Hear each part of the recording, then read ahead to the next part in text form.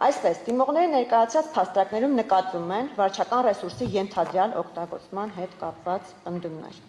Նման իրավիճակ Սահմանադրական դատարանը գնահատել է նաև 2021 թվականին ՑԴՎ 1606 որոշմամբ։ Այդ գործով ևս դիմողները պնդել էին, որ նախընտրական քարոզարշավում օգտագործվել է վարչական ռեսուրս, այդ թվում պետական կամ համայնքային մարմինների աշխատակիցների, կրթական հաստատությունների ներկայացուցիչների եւ որոշ դեպքերում նաև երեխաների ներգրավման միջոցով։ Խոսքը վերաբերում էր ոչ թե պարզապես քաղաքական միջոցառմանը, որևէ անձի ներկայությանը, այլ այն պնդումներին, որ հանրային համակարգի հետ կապված անձինք մասնակցել են քարոզչական միջոցառումների, ներգրավվել են կազմակերպչական գործողություններում կամ օգտագործվել են այնպիսի հանգամանքներ, որոնք կարող էին դիտարկվել որպես վարչական ռեսուրսի ոչ իրավաչափ օգտագործում։ Սահմանադրական դատարանը չբացառելով առանձին դրվագների իրավական նշանակությունը արձանագրել է, որ նման պնդումները հիմնականում դրվագային բնույթ են կրել, իսկ գործով չի հիմնավորվել, որ վարչական ռեսուրսը օգտագործվել է կազմակերպված եւ զանգվածային եղանակով կամ որևէ կերպ ազդել ընտրությունների արդյունքների վրա։ Նույն չափանիշը կիրառել է նաև սույն գործով։ Եթե դիմողները հղում են անում առանձին դեպքերի, օրինակ պետական կամ համայնքային աշխատակցի մասնակցություն քարոզչական գործունեությանը, կրթական հաստատության աշխատակցի կամ աշակերտի ներկայացում քարոզարշավային միջոցառմանը, հավաքի կազմակերպչական աջակցություն կամ աշխատանքային կամ դասաժամի ենթադրյալ օգտագործում, ապա նրանք պետք է ապացուցեն ոչ միայն այդ դրվագի փաստը, այլև դրա կազմակերպված զանգվածային բնույթը եւ ընտրությունների վերջնական արդյունքի վրա դրանց ազդեցությունը։ Առանձին դրվագները չեն կարող փոխարինել այդ ապացուցմանը։ Այս հատվածական դրվագները առանձին քննության կարող են ենթարկվել այն տեսանկյունից, արդյոք կոնկրետ աշխատակիցները գործել են իրենց նախաձեռնությամբ, աշխատանքային ժամին, ծառայողական հանձնարարությամբ կամ համայնքային ռեսուրսների օգտագործմամբ։ Բայց անգամ այդպիսի հարցերի քննարկման պայմաններում դեռ չի կարելի խոսել ընտրողների կամքի ընդհանուր պատկերի աղավաղման մասին եւ չի պատասխանում այն հարցին, թե ինչու պետք է մեկ կամ մի քանի նման դրվագի հիմքով անվավեր ճանաչվի ամբողջ ընտրությունը։ Նույնը վերաբերում է կրթական հաստատությունների, ուսուցիչների կամ աշակերտների մասնակցության վերաբերյալ պնդումներին։ Եթե այդպիսի դրվագներ եղել են, դրանք կարող են քննարկվել կրթական գործընթացի կազմակերպման, վարչական ռեսուրսի կամ քարոզչական սահմանափակումների տեսանկյունից։ Սակայն նման դրվագներն իրենց բնույթով չեն ապացուցում, որ ընտրությունների արդյունքի աղավաղում է տեղի ունեցել։ Ավելին, եթե խոսքը վերաբերում է աշակերտների մասնակցության, ապա այդ անձինք որպես կանոն նույնիսկ ընտրող չեն, եւ դիմողները պետք է առավել եւս բացատրեն, թե այդ հանգամանքը ինչպես է ազդել ընտրողների քվեի կամ ընտրությունների վերջնական արդյունքների վրա։ Ընտրությունների ամբողջական անվավերության համար անհրաժեշտ է ցույց տալ, որ պաշտոնատար անձը ինչ ռեսուրս է օգտագործել, որ ընտրողների նկատմամբ, ինչ ծավալով եւ ինչպես է դա ազդել վերջնական արդյունքի վրա։ Դիմողները այդ պատճառական կապը չեն ապացուցում։ Ինչևէ, հարկ եմ համարում արձանագրել, որ քաղաքացիական պայմանագիր կուսակցության համար դատապարտելի է ցանկացած գործողություն, որը կարող է ստվեր նետել ընտրական գործընթացի արդարության, ազատության եւ թափանցիկության վրա։ Եվ այս առումով անդրադառնալով նաեւ դիմողների ներկայացրած սակավաթիվ դրվագներին հարկ եմ համարում փաստել, որ կրթական հաստատությունների, ուսուցիչների մասնակցության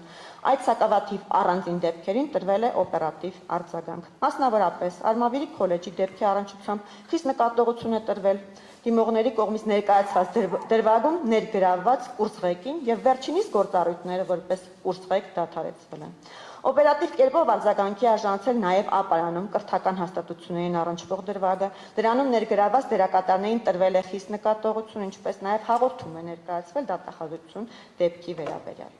Միաժամանակ անհրաժեշտ եմ համարում արձանագրել, որ կրթության, գիտության, մշակույթի եւ սպորտի նախարարությունը խստագույնս արձագանքում է ուսումնական հաստատությունների քաղաքական գործընթացներում ներգրավման ցանկացած դրվագի եւ այս շրջանակներում նաեւ համապատասխան միջոցառումներ են իրականացել ուսումնական հաստատություններում քաղաքական ուժերի քարոզչության կամ հակաքարոզչության դրվագների վերաբերյալ։ Անդրադառնալով ֆինանսավորման հատվածին։ Անվիճելի է ընտրական ֆինանսավորման թափանցիկությունը հավասար ընտրական մրցակցության կարևոր երաշխիք է։ Եթե որևէ կուսակցություն ստանում է չհայտարարված նյութական առավելություն, թաքցնում է քարոզչական ծախսերը կամ նախընտրական հիմնադրամից դուրս իրականացնում է քարոզչական ծախսեր, ապա դա կարող է եւ պետք է առաջացնել օրենքով սահմանված պատասխանատվություն։ Բայց ընտրությունների արդյունքների անվավերության հարցում այս բնույթի խախտումների մասին պնդումը պետք է անցնի նույն սահմանադրաիրավական տեստը։ Պետք է ապացուցվի նախ խախտման փաստը, ապա դրա իրական արժեքը, հաշվարկման մեթոդաբանությունը, օրենքով դրա հայտարարագրման պարտադիր լինելը, խախտման ծավալը եւ վերջապես դրա ազդեցությունը ընտրությունների վերջնական արդյունքների վրա։ Ամեն դեպքում նշենք, քաղաքացիական պայմանագիր կուսակցությունը 2026 թվականի մայիս-հունիս ամիսներին անհատույց օգտագործման իրավունքով ստացել է 129 տարածք, նշված տարածքների օգտագործման արժեքը հաշվարկվել եւ ներառվել է նախընտրական հիմնադրամի ծախսերի կազմում։ Կոռուպցիայի կանխարգելման հանձնաժողովի 2022 թվականի 02 որոշման 10-րդ գլխի 89-րդ կետի պահանջներին համապատասխան։ Համապատասխան հաշվարկները եւ հիմնավորումները սահմանված կարգով ներկայացվել են կենտրոնական ընտրական հանձնաժողով։ Կոռուպցիայի կանխարգելման հանձնաժողովի 2022 թվականի 02 որոշման 10-րդ գլխի 89-րդ կետի համաձայն Սույն կարգի 85-րդ կետի 11-րդ ենթակետով նախատեսված դեպքերում անշաշկույքը վարձակալության կամ անհատույց օգտագործման հանձնելու շուկայական արժեքը որոշելիս որպես շուկայական արժեք հիմք է ընդունվում տվյալ անշաշկույքի կադաստրային արժեքի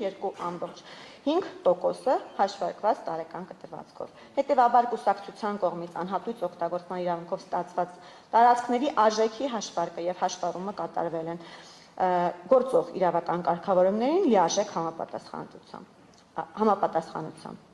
Հայաստանի Հանրապետության ընտրական օրենսգրքի 27-րդ հոդվածի առաջին եւ երկրորդ մասերը սահմանում են տեխնացուները, ընտրություններին մասնակցող կուսակցությունները, նախընտրական քարոզչության նախապատրաստման, կազմակերպման եւ իրականացման հետ կապված ծախսերն իրականացնում են նախընտրական հիմնադրամի միջոցների հաշվին, բացառությամբ օրենսգրքով նախատեսված դեպքերի։ Նախընտրական հիմնադրամի միջոցների հաշվին են կատարվում զանգվածային լրատվության միջոցներով նախընտրական քարոզչության իրականացման ծախսերը, համացանցով նախընտրական քարոզչության իրականացման, այդ թվում քաղաքական գովազդի հրապարակման ծախսերը, նախընտրական քարոզչության ընթացքում սոցիոլոգիական հարցումների եւ հետազոտությունների իրականացման ծախսերը, նախընտրական ժողովներ, ընտրողների հետ հանդիպումներ եւ նախընտրական քարոզչության հետ կապված այլ միջոցառումներ անցկացնելու նպատակով տարիչների տարածքների վարձակալման ծախսերը, ընտրական շտաբների տեղակայման նպատակով տարածքների վարձակալման ծախսերը,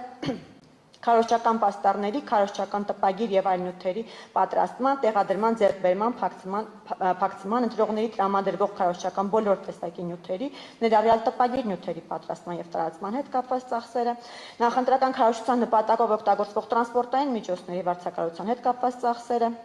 նախընտրական քարոզչության իրականացման նպատակով կազմակերպված մշակութային կամ մարզական միջոցառումների անցկացման հետ կապված ծախսերը, վստահված անձանց տրվող փոխհատուցման ծախսերը։ Նշված հոդվածի առաջին մասում նկարագրված ապրանքները եւ ծառայությունները, եթե մատուցվել են անհատույց կամ շուկայական արժեքից պակաս գնով կամ ձեռք են բերվել միջև նախընտրական հիմնադրամի ձևավորումը, ապա իրենց շուկայական արժեքով ներառվում են նախընտրական հիմնադրամի ծախսերում։ Կուսակցության ընթացիկ գործունեության ապահովման ուղղված ծախսերը չեն կարող համարվել եւ չեն հանդիսանում նախընտրական հիմնադրամի միջոցների հաշվին կատարվող ծախսեր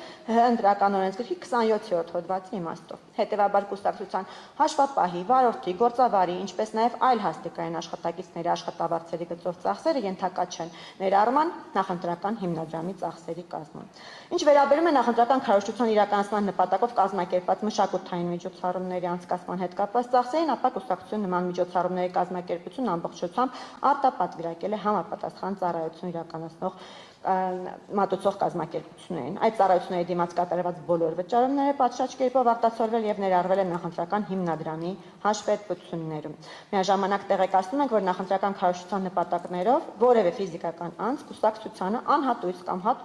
հատուցելի ծառայություն չի մատուցել։ Բարձր դատարան, քանի որ դիմողների կողմից անդրադարձ եղավ կուսակցության նախընտրական հիմնադրամի ծառայված ծախսերին, մասնավորապես դրոնային ներկայացման, հարկ եմ համարում արձանագրել, որ քաղաքացիական պայմանագիր կուսակցությունը Domino Video Productions կազմակերպությունից ձեռք է բերել ծառայությունների փաթեթ, որի շրջանակներում նաև քարոզչության ընթացքում մեր նախընտրական հանդիպումների ժամանակ կազմակերպվել է 9 դրոն շոու։ Ծառայությունների փաթեթի ընդհանուր արժեքը կազմել է 264 միլիոն դրամ, ինչը հայտարարագրված է։ Այս առումով միջնորդում ենք բարձր դատարանին գրավոր հարցում ուղարկել Domino Video Productions ընկերությանը, հայցելով ծառայությունների փաթեթի բացվածքը, տեխնիկական պարամետրերը եւ այլն։ Ինչ վերաբերում է քաղաքացու օրվա կապակցությամբ արված ծախսերին, բարձր դատարանին միջնորդում ենք գրավոր հարցում անել վարչապետի աշխատակազմ եւ հայցել տեղեկատվություն այդ շրջանակներում արված ծախսերի բացվածքի եւ կազմակերպած միջոցառումների մանրամասների վերաբերյալ։